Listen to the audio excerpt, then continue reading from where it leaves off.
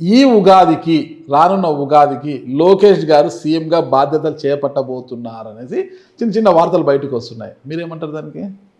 దాని గురించి అయితే నేను ఎప్పుడు వినలేదండి. ఆ, అది కరెక్ట్గా కూడా కాదనేమో అనుకుంటున్నాను. ఎందుకంటే మా నాయకుడు చంద్రబాబు నాయుడు గారు ఆ, బ్రహ్మాండంగా ఆ, పార్టీని ప్రభుత్వాన్ని నడుపున్న సందర్భం ఇంకొక 15 ఏళ్ళు ఆయన ముఖ్యమంత్రిగా ఉండాలనేది మా అందరి కోరిక. పవన్ కళ్యాణ్ గారిది, నారా లోకేష్ గారిది కూడా అదే కోరిక. అవునా?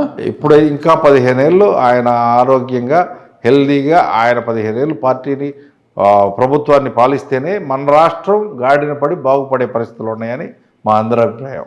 2029లో కూడా చంద్రబాబు నాయుడు గారు సీఎం అభ్యర్థిగా వస్తారు. అవునండి, లోకేష్ డెఫినెట్గా. గారు కాదు, లేదండి, లోకేష్ గారు లేదండి, చంద్రబాబు గారు లేదు. Fix. ఈ ప్రశ్న ఉత్పన్నం కాదు. ఈ ప్రశ్న ఉత్పన్నం కాదు. Okay, okay. అది అదండి.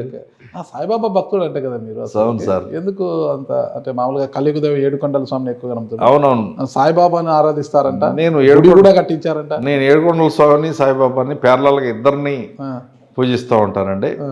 కొంత సెంటిమెంటల్ అవన్నీ సెంటిమెంటల్గా వెళ్ళే విషయాలు సార్.